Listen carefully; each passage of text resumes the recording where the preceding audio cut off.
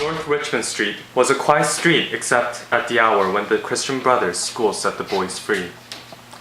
I was sitting in the dark waste room, looking at old useless papers. Among those, I found The Abbot by Walter Scott, The Devout Communicant, and the Memoirs of Wittig. I liked the last best because of its yellow leaves. The former tenant of this house, a priest, had died in the back drawing room. He was a charitable priest.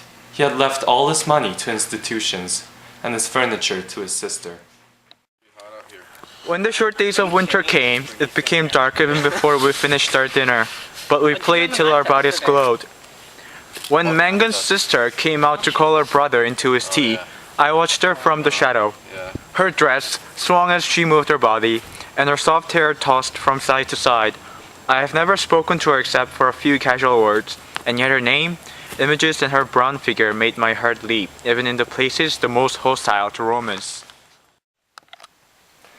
Needing some place to rely on, I decided to pray. Her name sprang to my lips at moments in its strange prayers and praises which I, myself, did not understand. I do not know why, but sometimes my eyes were full of tears. I did not know whether I would ever speak to her or not. And even if I do, I did not know how to tell her about my love.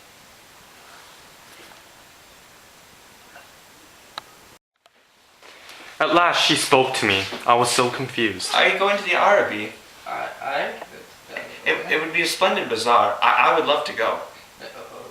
Why can't you go? Because there's a retreat at my convent. Well, it's good for you. Oh, well, if I go, I'll make sure I get you something.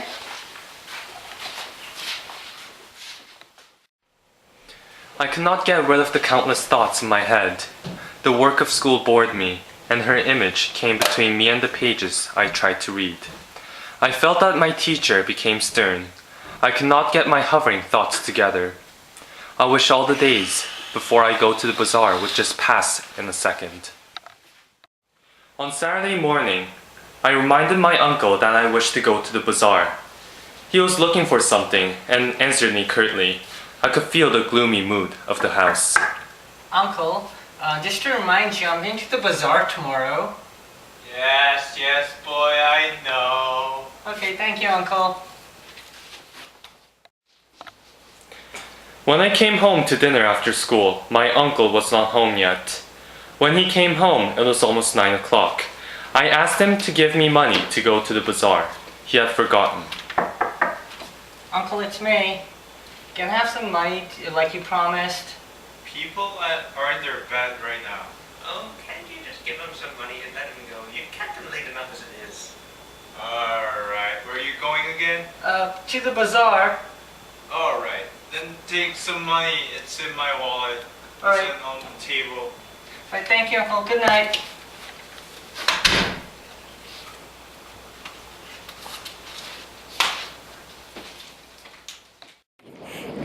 I took my seat in the third-class carriage of a deserted train. After an intolerable delay, the train moved out of the station.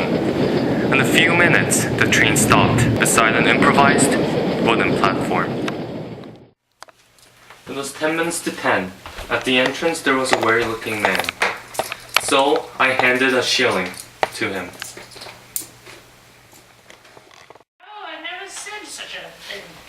But you did! Oh, but I didn't. Did she say that? Yes, I heard her. Oh, there's a fib. The young lady came to me and asked if I wanted to buy anything. Would you like to buy something? No, sorry. The young lady then went back to the man and began to talk of the same subject. I knew my stay was useless. Still, I acted like I was interested and lingered around. Then I turned away and walked down the middle of the bazaar. I heard a voice from the end of the gallery that the light was out. Gazing up into the darkness, I found myself full with vanity, and also could feel my eyes burned with anguish and anger.